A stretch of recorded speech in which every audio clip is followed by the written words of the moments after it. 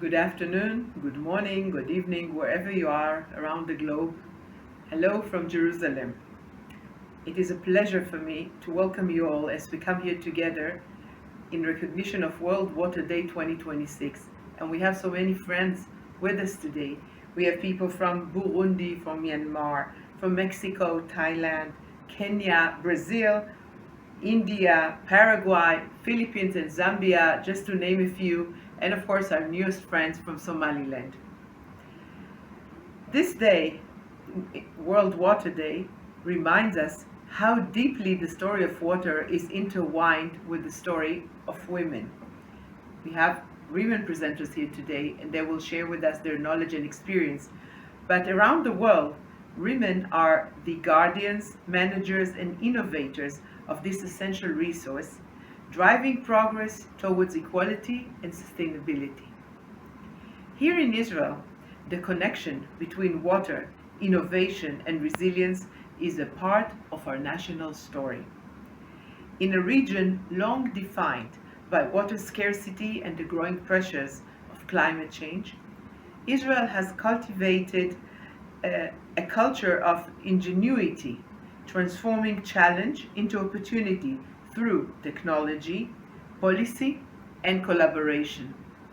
Collaborations and partnerships are definitely the essence of our being and of everything that we do here, including this webinar. From desalination and water recycling to efficient irrigation systems, these achievements stand as a powerful example of what's possible when creativity and necessity meet together, with the right partners, of course. Today, we have the privilege of hearing from women professionals who sustain this spirit every day, whose efforts and impressive successes extend from local innovation to global impact. Their work reminds us that sustainable water management is not only a technical challenge, but a human one, rooted in collaboration, leadership, and inclusion. As we listen to their insights, may we be inspired to build on these lessons to ensure that water, innovation, and equality flow together for generations to come. Thank you, and let's begin our program. Hello, everyone. Shalom. Namaste from India. So I will start with a few words. My name is Noah Amsalem, and I am the water attaché at the Embassy of Israel in India, serving as part of MASHAV, Israel Agency for International Development Cooperation. My role is a unique role, one of its kind in the world, and reflecting the importance Israel places on strengthening water cooperation and sharing knowledge and experience. In my work in India, I promote partnership and bring Israeli solutions and expertise in ways that fit local needs. I also see how in India, water is often daily responsibility carried by women, which highlights that water management is not only a technical issue, but also a social and gender one. Access to water affects women in particular, and every water solution is also an opportunity to support greater gender equality.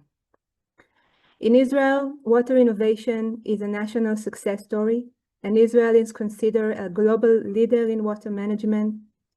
Women play a central role in this field, from engineering and research to leading policy and management, as we will hear from our speakers today. So it's my pleasure to introduce our first speaker, is Advocate Tahel Brandes.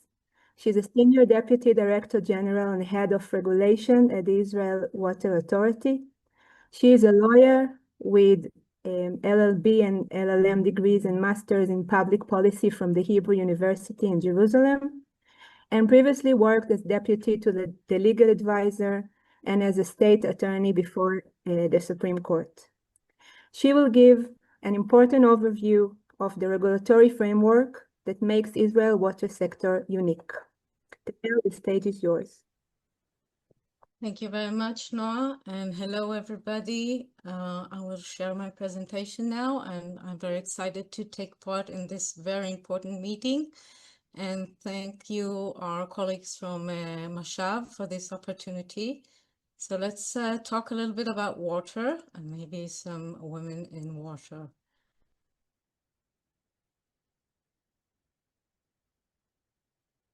Okay.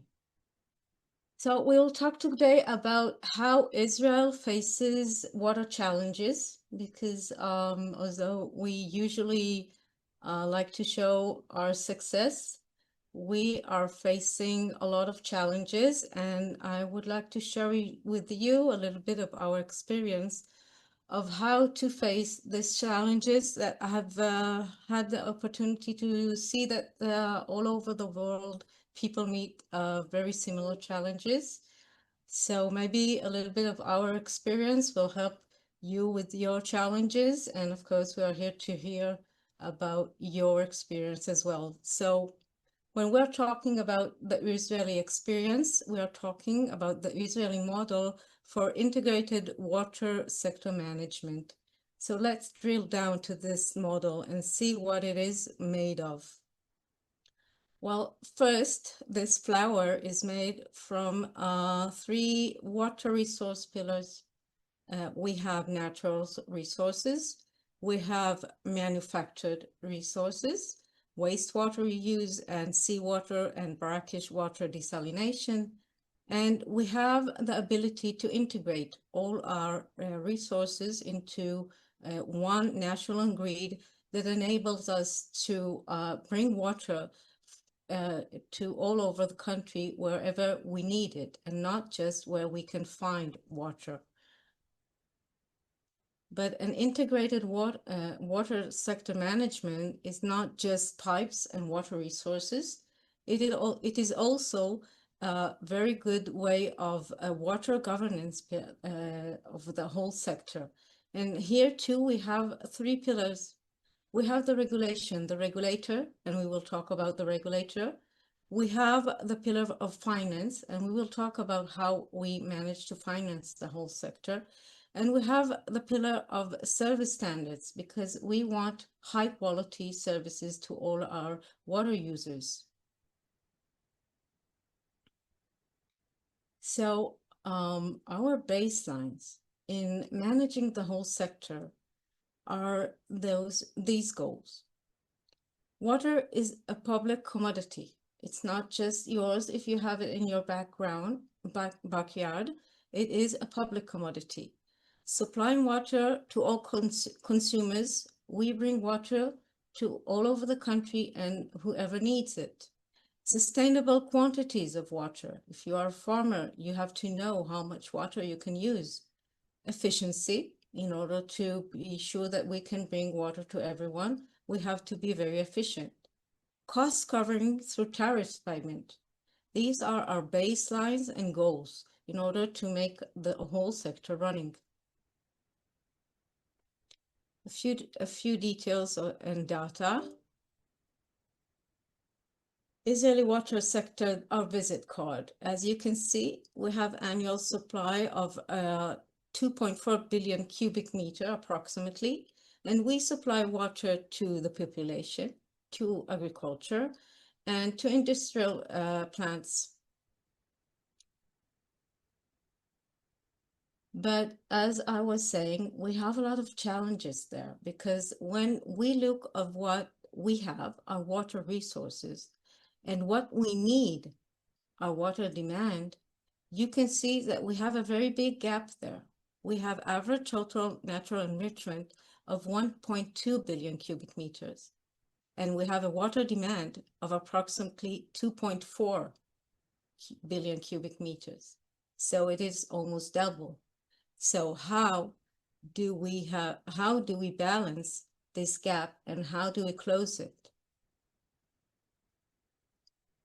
Our water sources in Israel, as you can see, we have the Sea of Galilee, we have the coastal aquifer, the Western Mountain aquifer, the Negev and Arava aquifers, and we have what we can make ourselves. We will talk about it in a few minutes, okay? But if you have to manage everything together, you have to have your regulatory framework that enables you to manage the whole sector. And the very, very first, very strong point is that the Israeli water law has stated in 1959 that water belongs to the public and is managed by the state for the public and for the development of the country.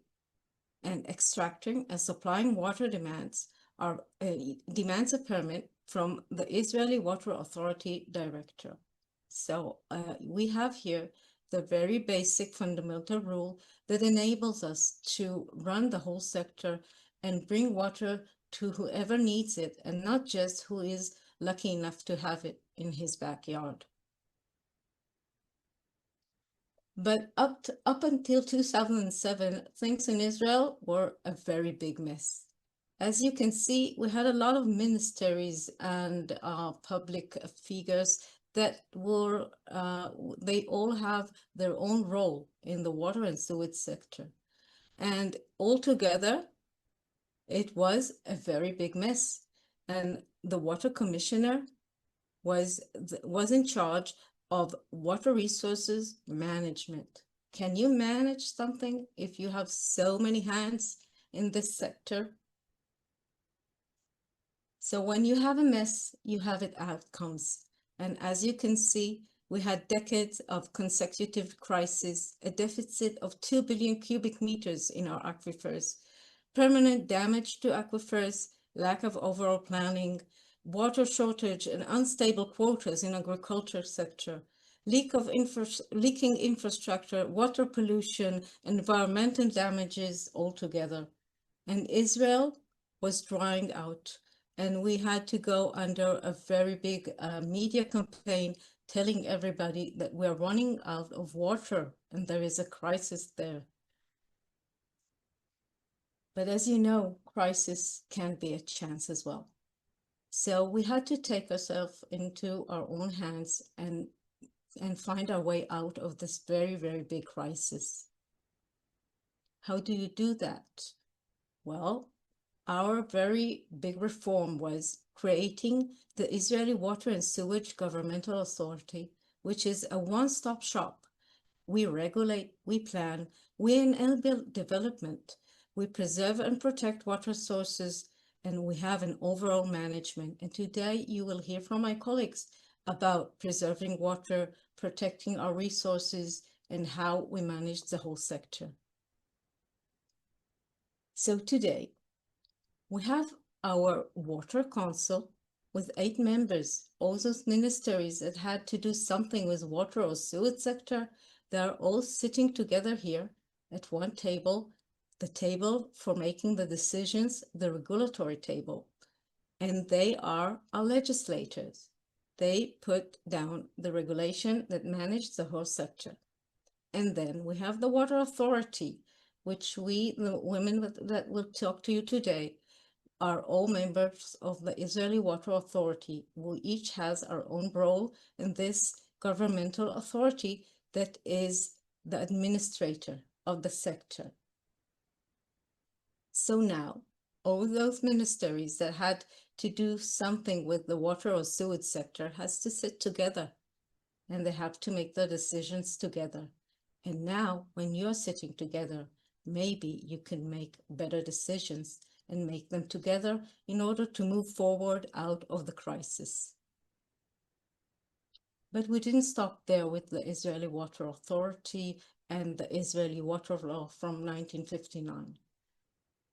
In 1955, we have had another very important law saying that you have to measure every drop.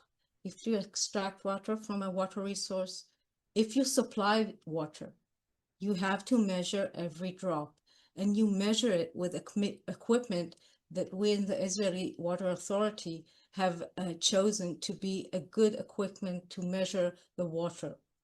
So when you use this measurement equipment and you measure every drop, you know how much you took from your resources, how much you supplied, if there's something lost in between, is there leakage somewhere that you have to take care of it. So this is a very fundamental issue here in Israel in order to enable us to run the whole sector and to know what we have, what we supply, and if we have a gap there. And going on forward, if you want to manage your water resources, we have the Water Drillings Control Law that states that you cannot build your own well. You have to have a permit from the Israeli Water Authority director. And we give the permits if we know that we have enough water that you can pump from there. And if there is shortage, maybe we will not allow you to drill your well, or maybe we will not give you a permit to extract water from it. But after taking care of the whole sector as a whole thing, we had to drill down into what happens in our cities, because we found out, because we measure every drop, that we have a lot of infrastructure that is leaking, that is not working well. So coming to the urban sector, we stated the Water and Sewage Corporation Law from 2001, stating that each city has to have its own company that will be an official and a very professional entity that is in charge of supplying water and sewage services to all the people living in that city. So now we have these companies that take care of the infrastructure in the cities in order to be sure that they are managing well and sewage is working well. Sewage services are given to each household, and water is running to everyone, and leakage is taken care of, and sewage is treated in order to have some influent that we can reuse.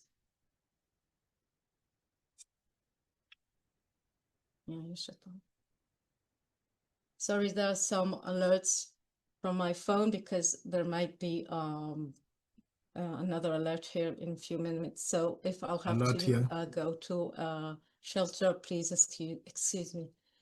So after talking about the whole sector and how we change the regulation system and how we take care of our water resources, we had to make sure that agriculture gets water as well, because agriculture is a very big consumer for water. So how do we manage the needs and the quotas in agriculture?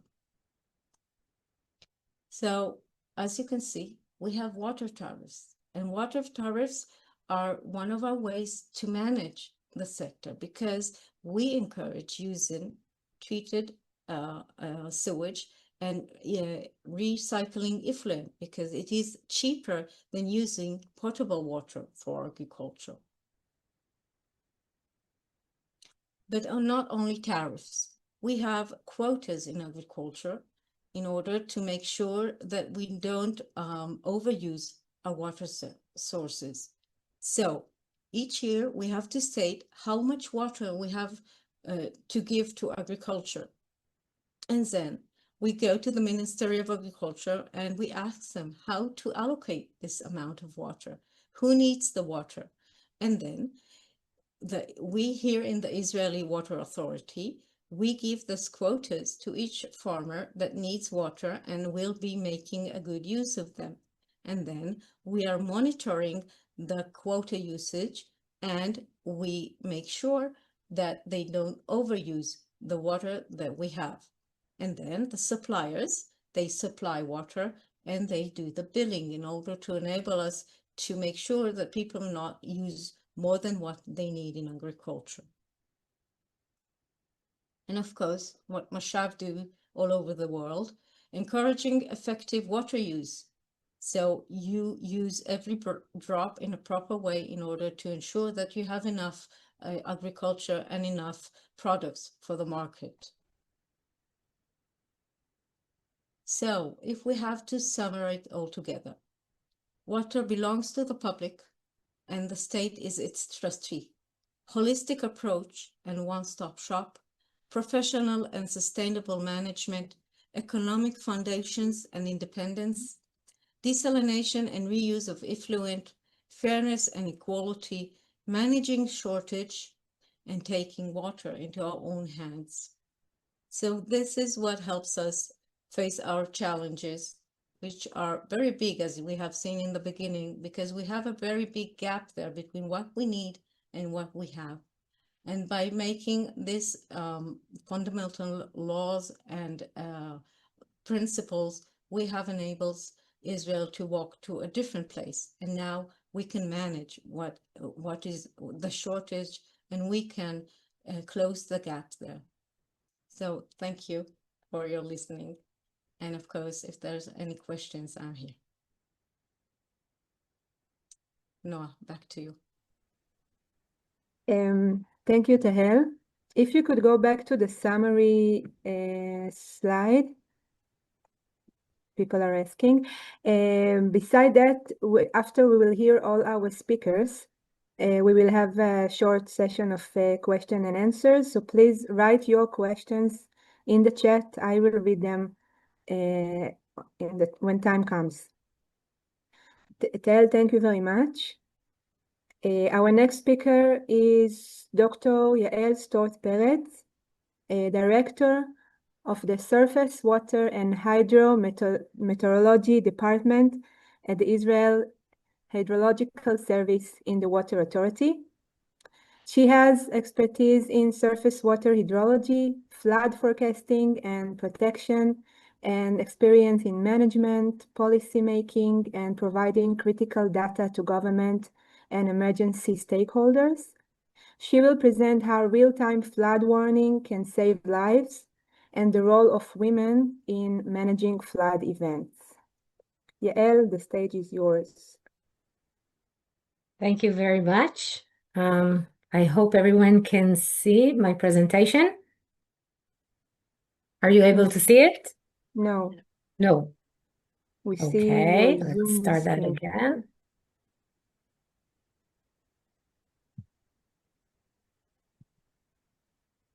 How about now? Yes. Yes. Yay. Thank you. Thank you, Noah, for presenting me. As Noah presented, my name is Yael. I'm the head of Surface Water and Hydrometeorology Department at the Hydrological Service. Today, I would like to present a small part of what we do in our department, which is flood forecasting, and how we use it as intelligence for disaster management.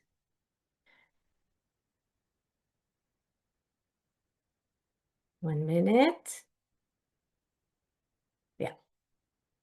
So when I talk about surface water in Israel, I talk about stream flow, all the data from stream flow, from springs, from lakes. We're talking about an annual average of 800 million cubic meters. We don't take advantage of all of it. Many of it also goes to the sea. The hydrometeorological characteristics in Israel, maybe Tahel started talking a little bit about the hydrological settings here.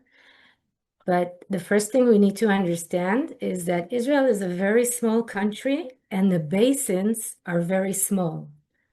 We have the main watershed divider. It starts up in the north, goes straight down to the south, dividing the country into western basins that drain into the Mediterranean. And they also have mainly Mediterranean climate.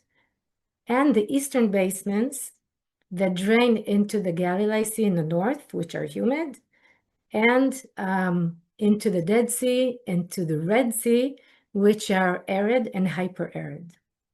So looking here at the climate gradient from north to south, there's a very strong gradient. We start very humid, or not very humid, but a little bit humid at north, and extreme arid down to the south. We also have a gradient of topography from the watershed divider to the west and to the east, making our basins very heterogeneous. Now, how does it affect our flow? The flow regime in Israel is mainly of flash floods. We also have some base flow and perennial streams, mainly in the north, a little bit in the center, but most streams in Israel are ephemeral streams. And that brings me to floods. Floods is actually the main hazard, number one hazard in the world, okay, affecting the most population, mostly affecting property, economics. Really, it's the number one hazard. And of course, we need to build our resilience to it and our adaptation to it. And one of the ways of doing so is, of course, with flood forecasting. It's not the only way, but it's one of the things that we really have to build and make sure that we have good flood forecasting. Therefore, our main objective in the hydrological service is to save lives by our flood forecasting and minimize damage by enhancing the disaster management capacity to the national agency, and specifically when we're talking about first responders, that's the police, the fire department, all the operational agencies that actually take part in the field are preventing any disaster. As the intelligence, the forecasting will be better, then they can operate better to save lives and to minimize the damage. So how do we do that? Everything, of course, starts from the rain. That's the generator of floods. And for that, we need meteorological models and data. After that, the data, the meteorological data and models go into the hydrological models and data, and then together we gather the flood forecasting. Once we have the flood forecasting, that is not enough because we have to assess what is the risk from the flood. At some places, we'll have a high flow, but it doesn't damage anything and it doesn't cross anything, so there's no risk. In other places, even a low flow can cross a road, can flood a neighborhood, and it generates a risk, and therefore the risk assessment has to be part of the forecasting. So taking the hydrological aspect, that's what we do in the hydrological service. There's the technological aspect. We build hydrological models. We build several. We use the EFAS, which is the European one. Maybe you know the GLOFAS, which is more global. So we use the EFAS. There's the LISFLOOD, which is developed in the States. There's the Hydro and the HEC-HMS, which are developed in-house in the Israeli Hydrological Service. And there's another model, which is called the PIN model. It's a physically based AI model that we are developing for arid areas because it's very hard to generate a good model for arid areas. Then we have to quantify the uncertainty. What does it mean? A model, a prediction, a forecast doesn't really 100% understands how to predict the future. We need to understand what are the chances. We do that by quantifying the uncertainty. What that means? It means that we can take a few models. That's why we're developing several models. And here on the left, you can see the different hydrographs, meaning what would be the flow level or the flow rate in time. And as the model outputs agree with each other, it means the uncertainty is low and the chances for the flood would be higher. As they don't agree with each other, the uncertainty is high, and I, as a forecaster, have to make sure that the public and the first responders and all the agencies understand that uncertainty. That is a part of any forecast. So I can do it with several models, or I can take one model and run it in different initial conditions and get an ensemble of members. In both ways, I can quantify the uncertainty and put that component in my forecast. So that was the technological part. And of course, we have measurements from the streams and rain gauges and everything. And when we get all the technology and when we get all the data, then the not less important part is the human factor. Model output is not a forecast. You need a professional forecast. bringing in all the consideration, all the models, all his knowledge, all his experience, understanding the limitation of the models and the tools, and integrating everything into a forecast. And that is why we have every day a hydrosynoptical discussion between hydrological and meteorological professionals in order to generate the forecast. Once we understand what is going to be a forecast, we have an application, we call it the Hydro app. The forecasters use it in order to build the forecast. This is how the flood forecast looks. We have, for each basin, we have what is going to be the intensity, meaning the magnitude of the flood. We divide it into categories according to the return period. And what is going to be the probability, the chances, as we quantify them by the uncertainty. And every basin gets the intensity and the probability. We did also for urban flood forecast. We're just in the beginning of developing this. So for now, it's only chances for floods and only looking at hydrometeorological areas. Hopefully in the future, we'll have a better resolution and we can also give magnitudes. Once we have the forecast, we start disseminating them. We disseminate the forecast in our new website. I will try to show it how it looks. One moment. Can you see it? No. Can you see the forecast form? No. No. Okay.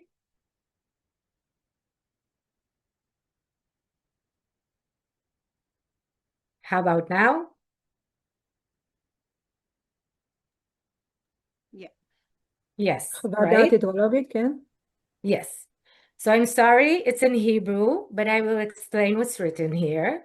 Of course, we have a general forecast for the next 5 days. Then for each day, there's another general forecast. But for the next 48 hours, we give these maps for every 6 hours. We generate a map for every 6 hour time scale, okay, of the floods and of the urban floods, and also give some text to explain what you see in the maps to make it even more understandable.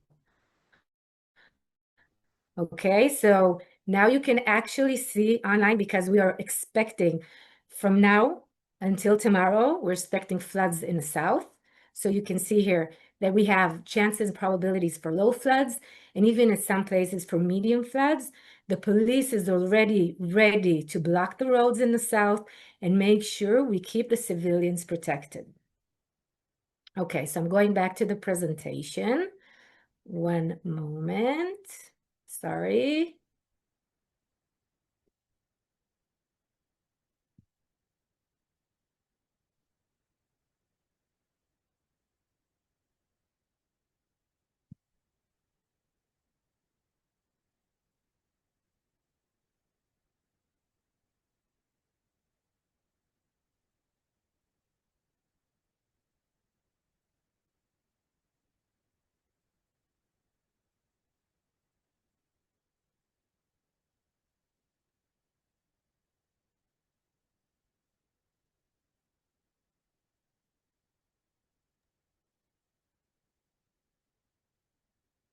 Okay, am I back to the presentation?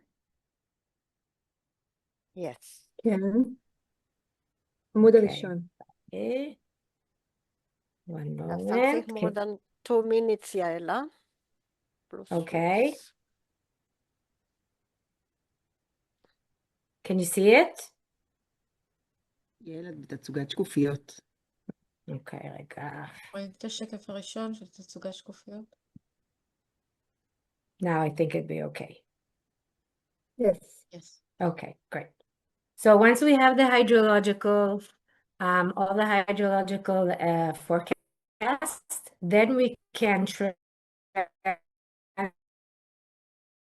translate it into impact as we understand. Meaning, if I know this basin, the stream in the basin will flow, what are the risk points that the first responders have to go to and operate accordingly? For example, we know that at this point, there's an unbridged road stream crossing, meaning if there'll be a flow, the crossing will be flooded and the police has to make sure to block the road.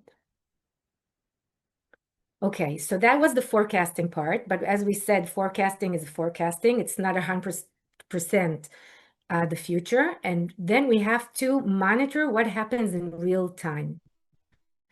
So in real time, we use the monitoring stations of the rain and the radar rain, and also we use hydrometric monitoring station. We have a network of 121 active monitoring stations, and because they provide data every 10 minutes online, they can be used also for flood warning.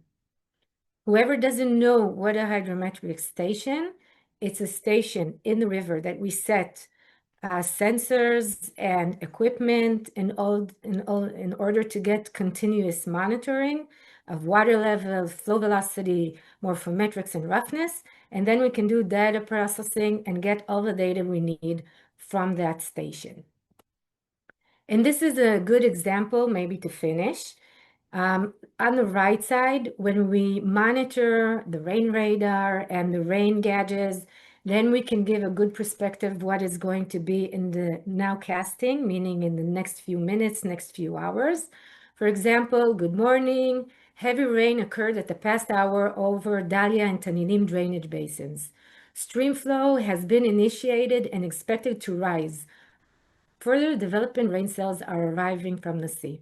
And then, not less important, we get feedback from those in our WhatsApp groups, the different agencies in the field that give us a good point of view what's going on in the field.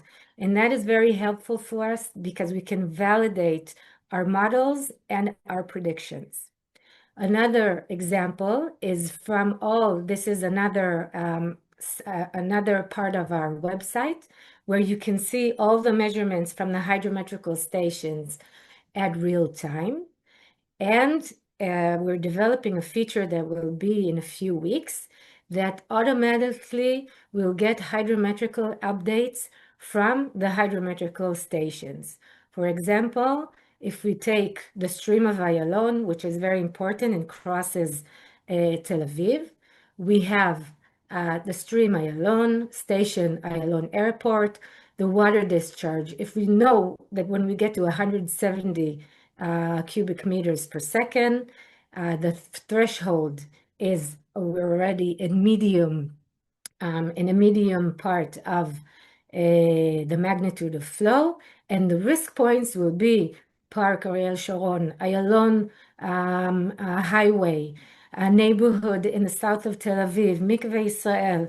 In that way, we focus the first responders and all the operational agencies exactly to the points they need in real time.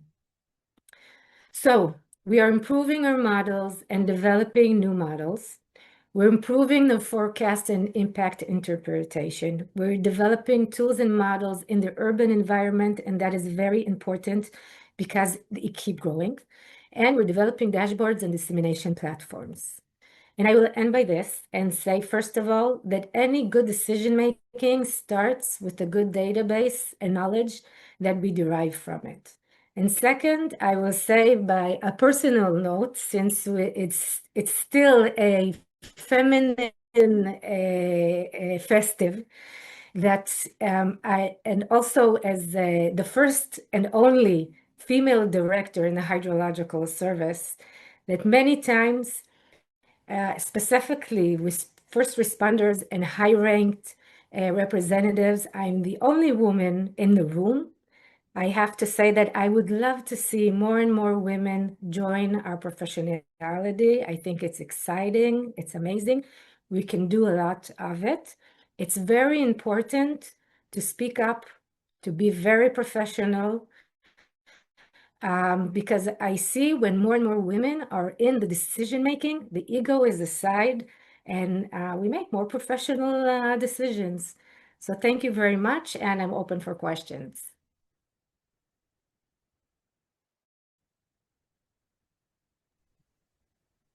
Thank you, Yael. תודה רבה. Again, questions, please write in the chat, and when time comes, I will read them, and Yael and all the speakers could answer. So next speaker is Dr. Sharon Sagi Ben Moshe, Head of Investigation and Remediation of Contaminated Water Sources at the Israel Water Authority, with over 15 years of experience leading investigations and large-scale projects to restore polluted groundwater from industrial and chemical sources, while advancing technologies and overseeing remediation efforts. She will present the risks of groundwater contamination, the importance of environmental investigations, the challenges of restoring long-polluted sites, and the need for tailored remediation solutions, illustrated by the rehabilitation of a major industrial site in central Tel Aviv. Sharon, please.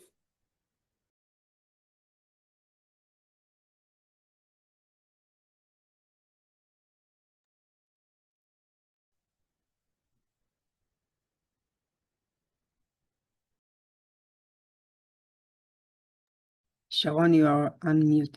You are muted. Hello, sorry. You can see the presentation? Yes. Okay. Thank you, Noah. And hello, everybody.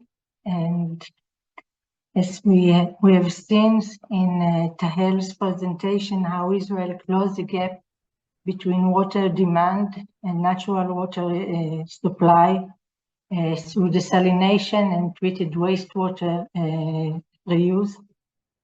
But produced water does not replace our natural assets.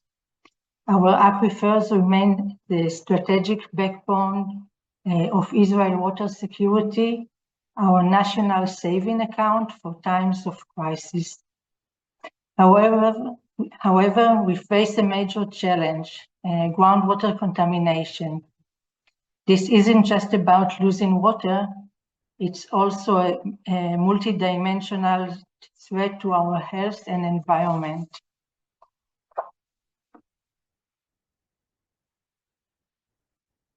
Contamination starts on the surface. You can see it here.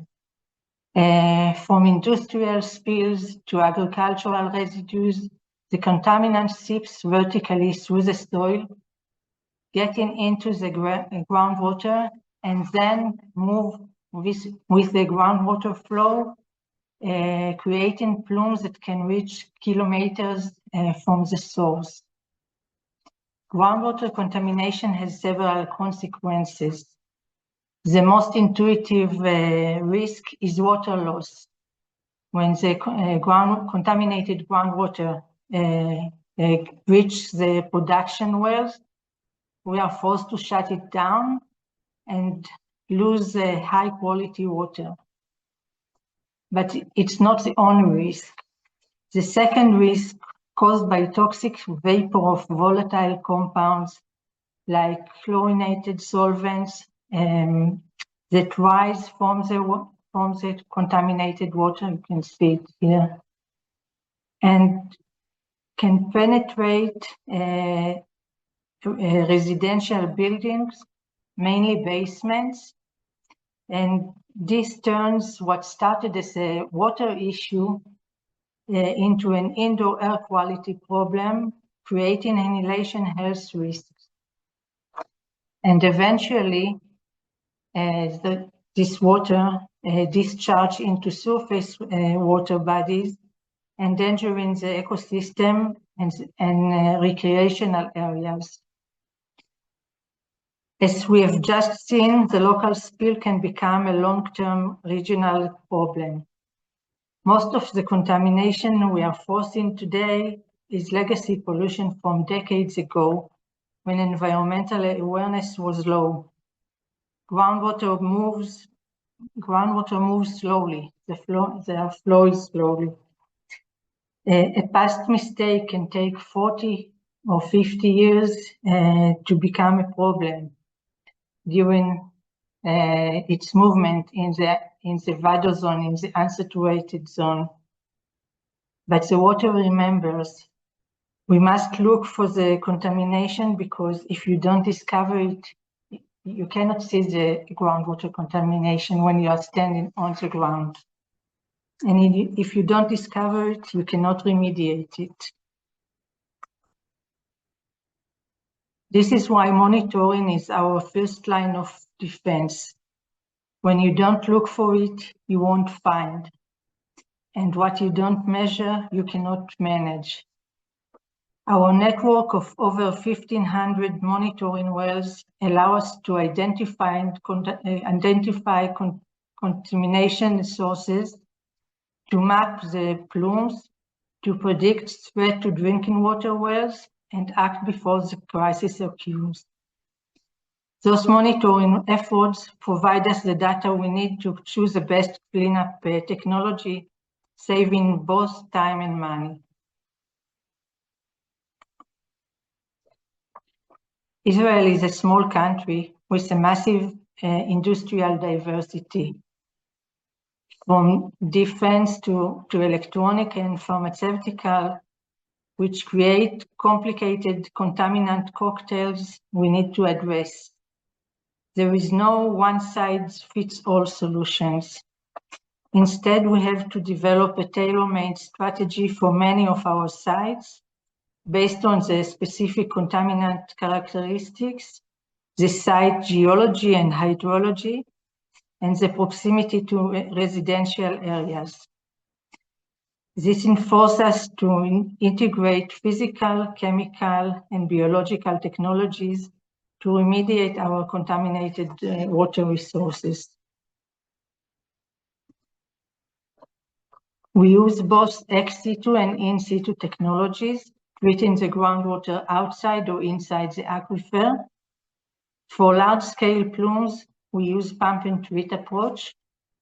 We extract the contaminated water, treat it in advanced facilities using a variety of technologies outside the aquifer, and reuse it for agriculture, ecological projects, or even drinking. So the contaminated water becomes a resource. And for local contamination or source zones, we can also use in situ treatment.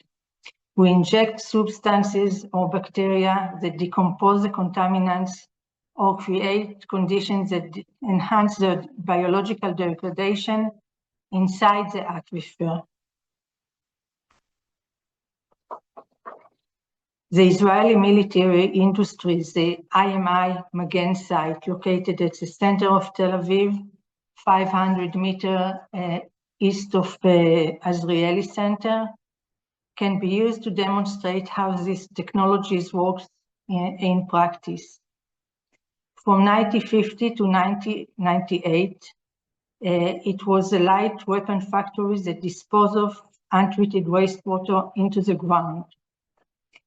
This created severe soil and groundwater contamination, contains chlorinated solvent and heavy metals, and leading to drinking water wells shutdowns and vapor intrusion problem in its vicinity, including in a nearby school.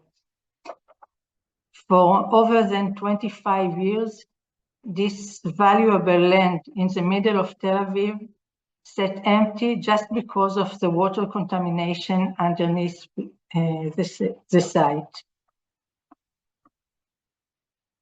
We applied for this site a two-stage remediation strategy. The first stage we used was in situ biodegradation to reduce the high concentration at the source zone in the north part of this area where the untreated wastewater was disposed. You can see the dramatic reduction in those figures, from dark red to very light blue, in just 1 year.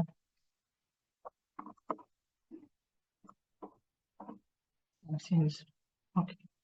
The second stage that will start in few months involve massive groundwater production for hydraulic containment, so we can stop the plume from spreading outside the site and shrink it at the end. Today, the remediation is in progress, and the first land plots are finally being released after almost 25 years for almost 1,000 new apartments and commercial spaces. This reflects our national strategy, moving polluting industries out of the city centers. But we don't just move the problem. First, we need to perform strict site investigation and full-scale remediation. And when you do it right, water security and urban development can go hand in hand. And to summarize, local spill can become a regional long-term problem. Prevention and data are the main things. Measure what you need to manage. Remediation is complicated but possible. With a site-specific strategy using a wide range of technologies, this is an investment. Remediating water resources is our strategic priority and moral obligation. And as I said before, the water remembers. Groundwater remediation is not just managing the present, we are actively healing the past to secure the future for the generations to come. Thank you. If there are questions. Thank you, Sharon. תודה רבה. If you have any questions for Sharon, so you can write it in the chat. And right after our next speaker, we can open the Q&A session. So our next speaker is Liad Deri-Hermon, head of the Reclaim Wastewater Facilities Division at the Israel Water Authority. She is responsible for engineering, guidance, and support for the development of reclaimed wastewater infrastructure for agriculture use. Her presentation will focus on Israel's National Master Plan for Reclaimed Wastewater, which aims to achieve zero discharge of effluents into streams and full reuse of treated wastewater, mainly for agriculture. Liad. Hello, everyone. Thank you, Noah. Just a minute. It's okay now, right? מעולה, מעולה. Yeah, so 86 Determination is the enough. answer. For me, only 100. Okay. So my name is Liad. Thank you, Noah, for presenting me. I'm the head of Reclaim Water Infrastructure. I'm an engineer. I study with Noah in the Technion. So we both study together. So I will talk about the Israel Water Authority vision to achieve 100% treated wastewater reuse by 2050. A little bit overview. Israel have 10 million people that produce 600 million cubic meter per year of sewage. We treated most of them, but we only use 86% of them. Okay, we only use 500 million cubic meter per year. And as Tahel said, we want to use all of it because we have a gap between our needs and what we have. So each drop is a matter. The water consumption in Israel is 2.6 billion cubic meter. Half of it is for agriculture. And almost 9 of it is for diplomatic agreements. 4% of it is for industry and a little bit for nature. So if we take a look only of the water consumption for agriculture, you can see that 1/3 of it is potable water and 2/3 of it is other quality of water like brackish, flood, and recycle, mainly recycle.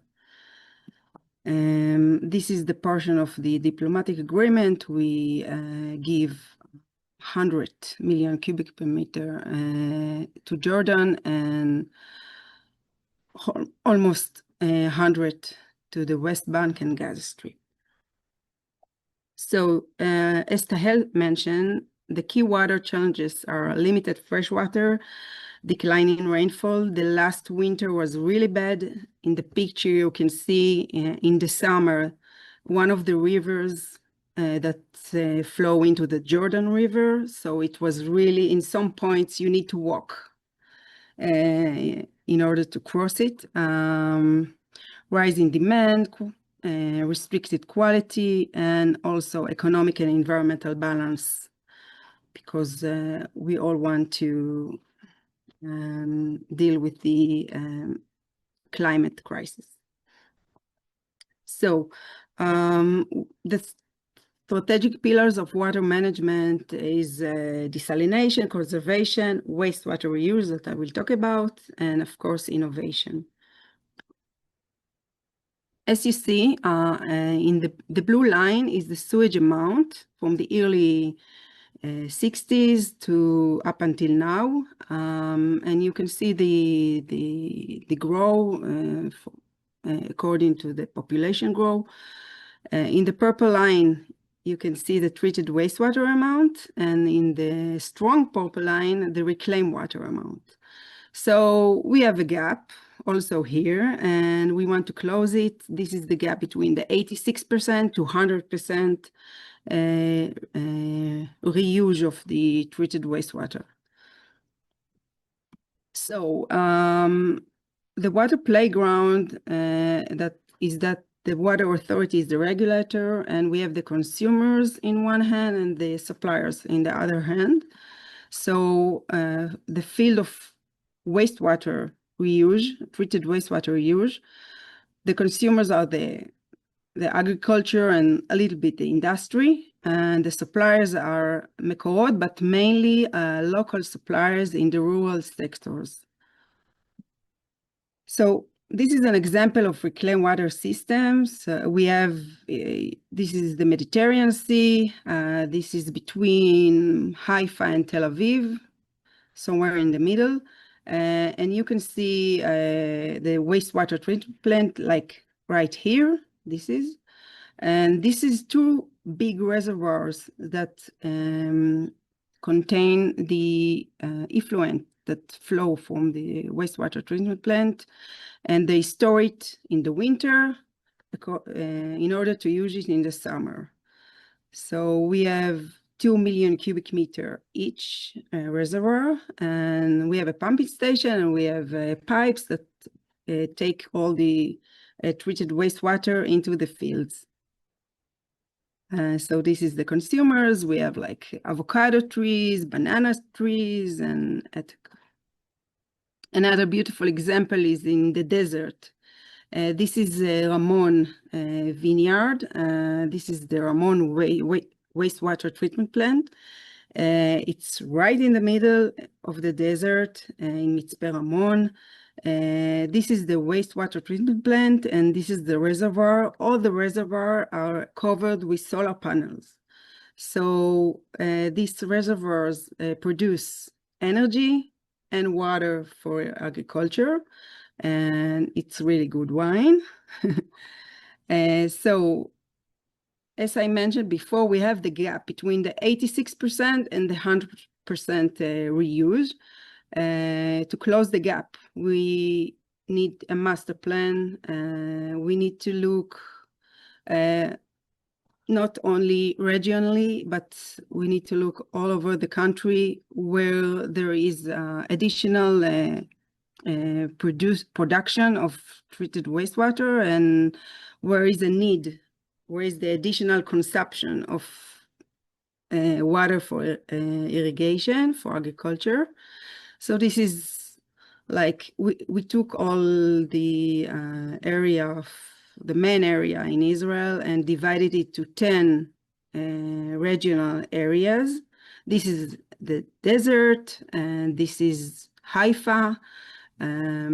Each area have one main suppliers, and this one main suppliers decided how to divide the treated wastewater into the fields according to the needs and energy efficiency, etc. So the master plan says if you look to 2050, the amount of sewage will be doubled, and according to that, the amount of effluent will be double. The main production is in the center of Israel and in Haifa.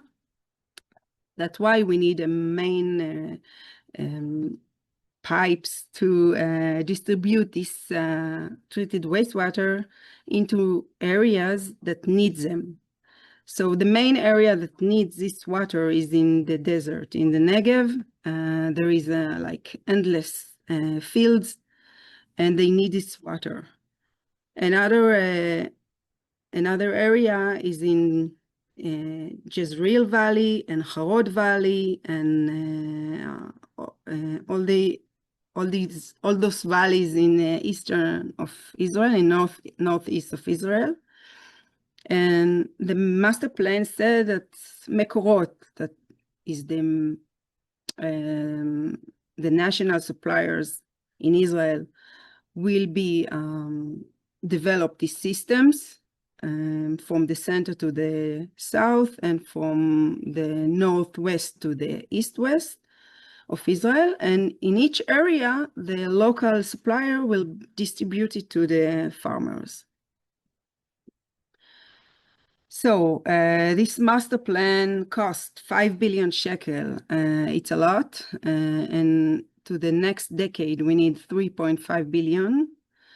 But the last year, we already we already assist with 650 million shekel to the local suppliers to build reservoirs, to build pumping station, to build pipes. Approximately 70 project is on the way. We are very happy, and we hope to get to 100% reuse of treated wastewater, not in 2050, but even in the next decade. The future outlook, so 0% of treated wastewater in the rivers. We don't want to see treated wastewater in the rivers. We want the rivers will be only with flood and with springs. We want unlimited quality. It's another problem. We don't have enough time to talk about it, but the quality of the treated wastewater is not enough. We need it to be more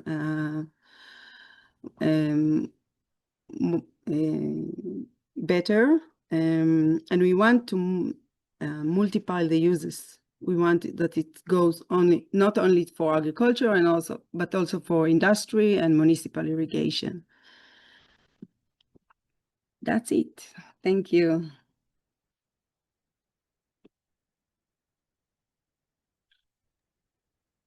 Toda. Thank you, Liad. Okay, thank you for our esteemed speakers. It was very interesting, very short, and I see a lot of questions. Unfortunately, we don't have much time to answer all, so I will choose few. And if you have more questions, so you can write to Tammy. She wrote the email in the chat. It's info@matc.org.il, and she will forward your question to the relevant expert. So I will ask Tahel. It's a very nice question.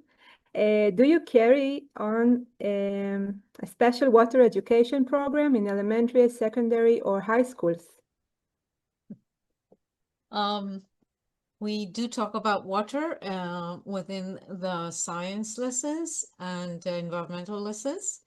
And we are all the time developing more lessons regarding water and saving water. And as was mentioned before, Israel is going under another drought, and we have shortage of water again.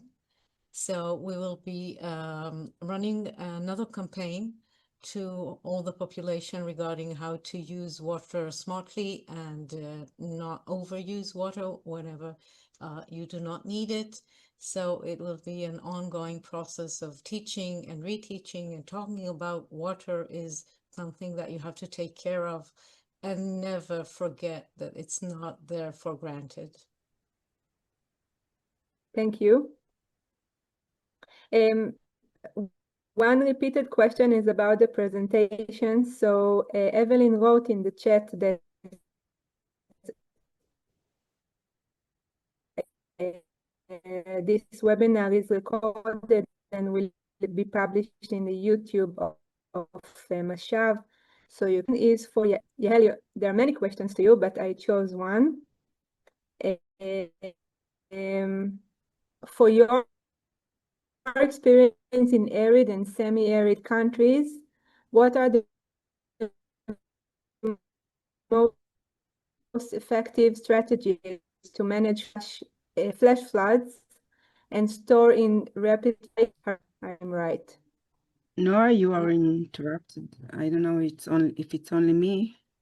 Yeah, We have some, yeah. Noah, you have. I heard only you part of couldn't it, hear me? but I think I got the idea. Okay, so I will, yeah, I'm sorry, I will Okay. reread. So again, for your experience in arid and semi-arid countries, what are the most effective strategies to manage flash floods and store in rapidly growing cities? So if we're talking about managing the floods in order to use them for the water sector, then the first thing, of course, we would like to infiltrate them into the groundwater. But it's a problem. We made several reservoirs down in our arid Arava Rift Valley, and we found out that there was so much sediment transport into the reservoirs that the sediment completely sealed the bottom of the reservoirs and didn't let the water infiltrate. So we would like to make sure that the water infiltrates mainly in the main rivers, in the alluvial rivers. And if we have cities that we can actually gather the water and manage them to infiltrate them into the aquifers, that would be the best strategy. That would be the best way in order to maintain the surface water and not let it just, continue to the sea or to the desert. Thank you. Okay, since we have two more speakers, very interesting presentations to hear, so I will stop the question and answer session now. Again, you can write to info@matc.org.il and Tammy will forward your question. So our next speaker, Miss Sivan Yaari, she's the founder and CEO of Innovation Africa. This is an organization that brings clean water and solar energy to rural villages across Africa and has impacted the lives of over 6 million people. She was selected to light a torch at Israel's 75th Independence Day in recognition of her outstanding contribution. She will present Innovation Africa's work in bringing clean water and solar energy to rural communities across Africa and its impact on millions of people. Sivan, thank you for coming and being here with us, please. Thank you very much, Noah. Good morning to all of you. It's such a pleasure to be here. I will tell you more about Israeli technology and how we are using Israeli technology in remote villages in Africa. With your permission, I would like to start with a short video that tells how we have brought solar energy and water technology to over 6 million people across Africa. As Noah mentioned, the name of our organization is Innovation Africa. It's a charity. And all we do, we get donations from people from Israel and around the world to help to bring water to the most remote villages across Africa. Please let me know if it doesn't work. About 2.2 billion people living without access to safe water, a desperate call in need of an urgent response. Half of the continents have to leave their homes to access water. So access to safe water is one of the most fundamental pillars for human health. Africa is left behind and forgotten.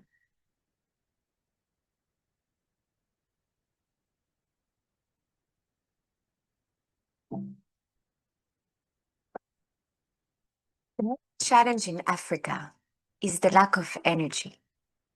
Because there is no energy, people are still suffering.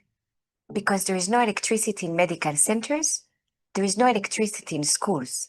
But most importantly, because there is no energy, there is no access to clean water. And yet, the sun exists, the water exists. And with only a few solar panels, we can make a change. Innovation Africa is a non-profit organization with a very simple mission: to bring Israeli technologies to African villages. Since 2008, we have brought solar energy to power schools, medical centers, and most importantly, to pump water in rural African villages. Once we bring clean water to a village, everything changes. Children are going to school. Now there is better education. Less people are sick. But what inspires us the most is when we get back to a village, we see agriculture, brick making, we see economic independence.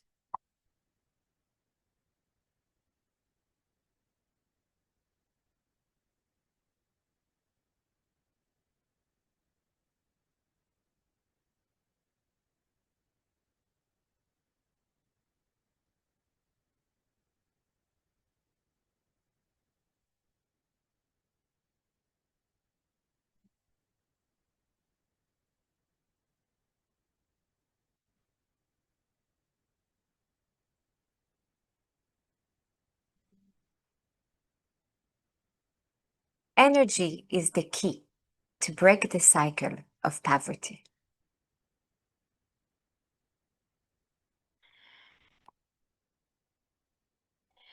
So allow me to tell you more about Innovation Africa.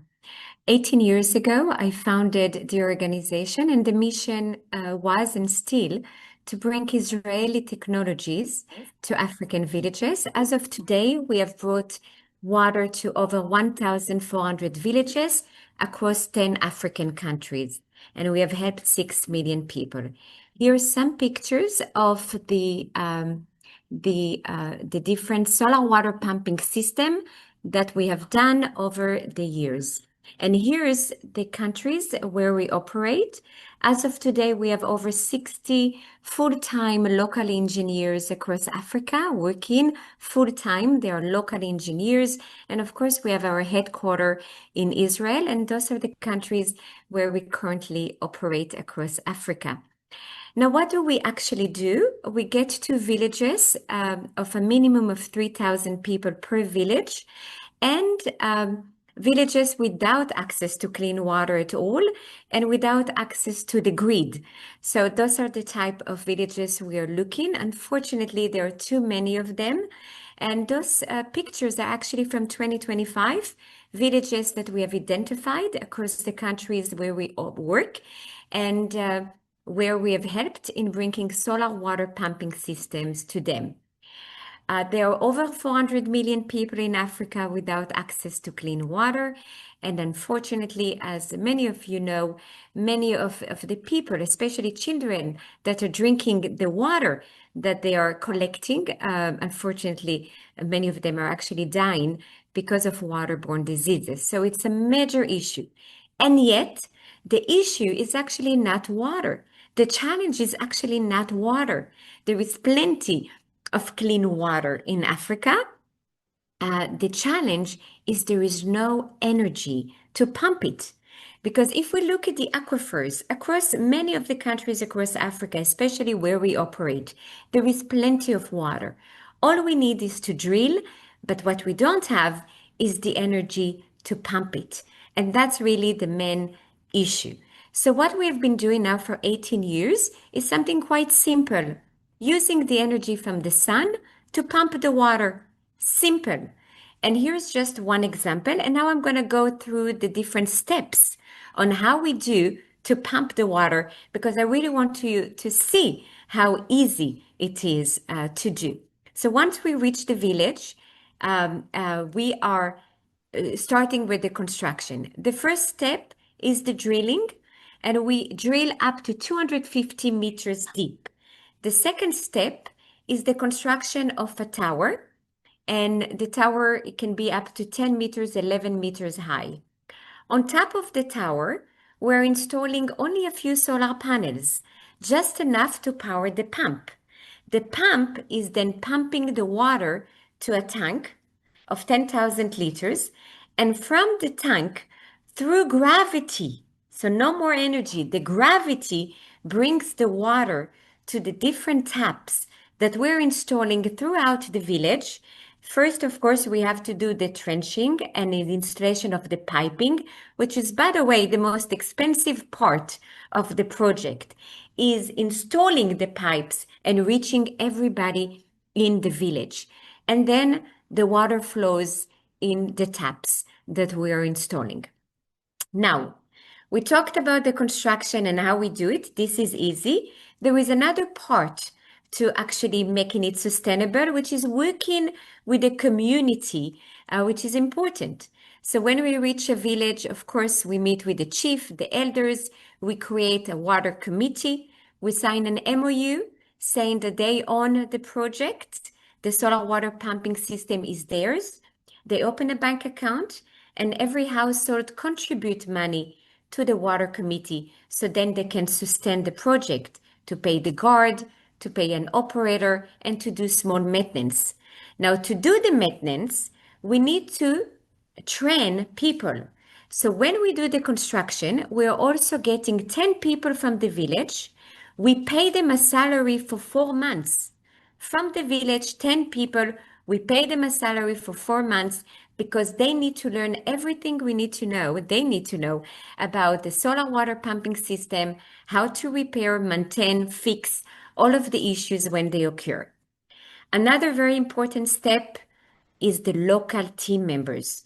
They have to be local, because as you know, in Africa, different tribes, they speak different languages. So we are hiring water engineers, electrical engineers, hydrologists, water quality specialists, civil engineers from the same tribes, in order to be able to communicate with the community. But again, how can we make sure that all of the 1,400 villages are working? I'm pleased to say that we were able to get the remote monitoring system working already over 10 years ago. And now we're able to see how much water is being pumped in every village. Actually, if you go to the website, you can see live how much water we are pumping in each village. If the pump stops working, you will see it on the website. So everything is live, everything is transparent. You can see the pictures of before, after, how much water they used, and even you can do a satellite view to see the village and even the solar water pumping system. So everything is on our website, Innovation Africa. Please go and check it out. It's actually fascinating. How much it costs? $85,000. It's the cost for a village up to 10,000 people. It's a one-time cost, and we guarantee 10 years. Needless to talk about economic development and the changes that are happening in the villages. Once we bring them access to clean water, children are going to school, better health. Of course, the village is becoming rich. I want to say thank you to all of our partners, because probably many of you are asking, where do we get the money from? A lot from corporations, foundations, but also individuals around the world that are giving us money in order to go and bring water to people around Africa. And of course, most of them are coming with us to the villages to be there The day we are opening the tap of clean water for the first time, it's priceless, fascinating to be there when it's happening. It's an historic moment for thousands of people that for the first time will be testing clean water. Needless to say, about all of the sustainable development goals we are reaching by doing so, quite a lot. I do want to focus another minute about climate change and carbon credit, because as a charity, right now we're issuing carbon credits, and hopefully we're going to start selling them soon, and that will bring money to the charity, so we will be able to do more projects. The fact that we are using solar energy and the fact that we're pumping clean water, we're helping to reduce CO2 emissions and, of course, reduce deforestation. We guarantee 10 years maintenance, and that's it. Hopefully, I was on time and I didn't take too much of your time. And I want to say thank you for the MASHAV and for organizing this webinar. Very important. There is nothing more important than water. I see it firsthand in the villages. Once we bring water to a village, really everything else is better. So thank you very much. Thank you for the time. Thank you, Sivan, for the impressive presentation. So finally, we come to our last speaker. We will hear Ambassador Roni Yedidia Klein. She's a special envoy for global water issues at Israel's Ministry of Foreign Affairs. With a 32-year career as a diplomat, she is excited to be in a position to facilitate the sharing of Israeli capabilities and innovations with developing countries through a variety of programs, such as this one today. Roni.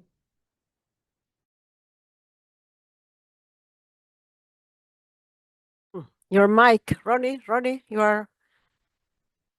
Sorry there. Okay. Thank you, Noah.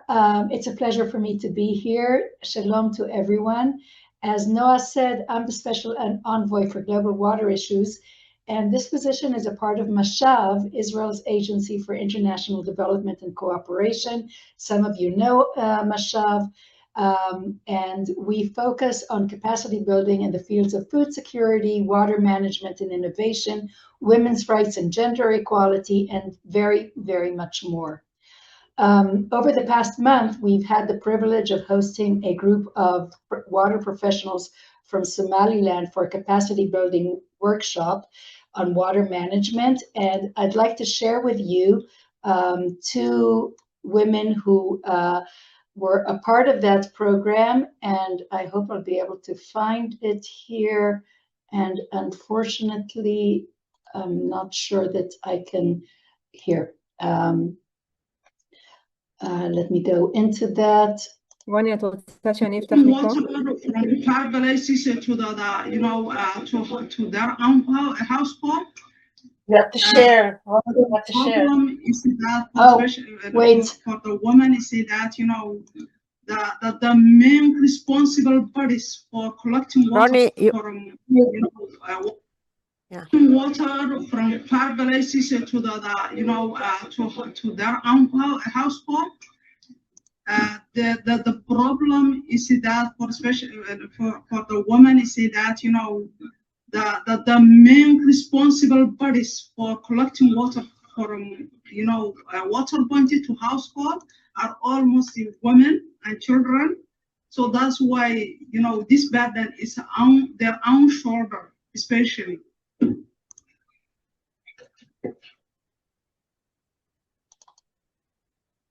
I think Somalia faces a lot of challenges in water sector. Maybe water scarcity is one of the problems that we face.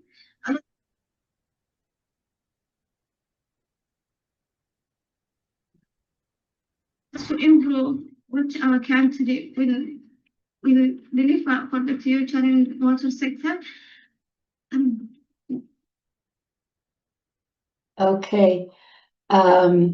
So those were two of the participants from Somaliland who we were very excited to host here this past month. They were supposed to come for 2.5 weeks and they got stuck because of the war. And today they were finally able to make it home to Somaliland, and they received really a royal welcome back to their home country with the knowledge that they are coming back to share. I'd like to thank all of the amazing women who participated in today's webinar, who in their day-to-day lives make such a difference for women around the world, modeling and improving access to water. This webinar fits neatly into the intersection of the UN 70th Commission for the Status of Women, which has been held over the past couple of weeks and ends tomorrow, and World Water Day, which will be marked this coming Sunday, March 22nd. The theme of World Water Day this year is water and gender, focusing on safe water and sanitation as human rights and critical enablers of gender equality. Women and girls are the first to suffer when a society does not have enough clean water. They're the ones who often walk for miles to carry water home, who have to economize in food preparation and hygiene, who nurse family members who have fallen ill from unclean, unsafe water. Just think about the calculations a woman has to make when she has to carry water home on her head. How much she can use for cooking, drinking, house cleaning, and personal hygiene. Every drop is precious. Globally, more than 1 billion women, more than a quarter of all women, lack access to safely managed drinking water services. 1.8 billion people still do not have drinking water on premises. And in 2 out of 3 households, women are primarily responsible for water collection. In 53 countries with available data, women and girls spend 250 million hours per day on water collection, over 3 times more than men and boys. Globally, unsafe water, sanitation, and hygiene are responsible for the deaths of around 1,000 children under 5 every day. Sivan spoke about that in her presentation. About 14% of countries still have no mechanisms to ensure that women can participate equally in water-related decision-making and water management. Israel, a semi-arid country that suffered for years from water scarcity, has developed innovative methods for managing water, ensuring its safety, reclaiming it for agricultural use, and producing fresh water from the sea. Today, we lead the world in water reclamation and reuse, literally baking the desert bloom. And one of our speakers spoke about how we'll be going up to 100% use of reclaimed water in the very near future. And through MASHAV, we're eager to share our knowledge with the rest of the world. MASHAV is committed to sharing inclusive policies and best practices in water management and optimal use of water-saving technologies to increase access and availability to water, especially in rural areas, integrating a gender-based perspective with the overall goal of ending poverty in all its forms, leaving no one behind. We do this through partnerships with other countries, international organizations, UN agencies, and a variety of Israeli and international NGOs, such as Innovation Africa, which you heard about today from Sivan Yaari. Our moderator today, Noah Amsalem, is an example of our important partnership with India, where she is a water expert posted as an Israeli diplomat, the only Israeli diplomat in the world who's completely devoted to water issues. I would like to once again thank the amazing women who spoke in this webinar and who every day make a difference for people around the world. And I would like to thank all of you for taking the time to learn about the methods that Israel uses to make safe water accessible for everyone. Thank you very much. Thank you so Thank you, much, Ronnie. תודה. So let me just say it again. No, not summarize, but say again, because I see many questions about how do I see the presentation and more questions to the speakers. So again, the presentation, the webinar is recorded and you can see it in the YouTube channel of MASHAV. Evelyn also added the link in the chat, you can look for it. questions, you can send to info@matc.org.il, and Tammy will assist you to send the question to the relevant speaker. And again, thank you very much also from my side. I would like to say a small thing is that all the presentations today showed us that addressing water challenges is not only about resources or technology. Everywhere I go, people ask me, what technology do you use in Israel? But I keep saying that it's about the people and the social realities that come with them, and including gender. In Israel, I think the link between water and gender is less about daily access, like we see in developing countries, and more about who participate in shaping policy and leading innovation and managing the water sector. And we see growing focus on increasing women's representation in decision-making roles. So thank you all the speakers for showing this to us today. Also in India, I'm encouraged to see more and more women taking senior roles in water sector. So it's very encouraging, and I think it's an important linkages. Thank you, MASHAV. Thank you, MATC, for doing this webinar today. Important subject, important issue. And thank you all for being here with us. Thank you, Noah. Thank you so much for being such a great moderator. But before we say thank you to everybody and we say bye-bye till next meetings, please, if you can open your cameras. We are now a family of 124 people here, and it would be great to make a family picture of all of us being concerned about water and food security. Yeah, that's nice. Yeah, open.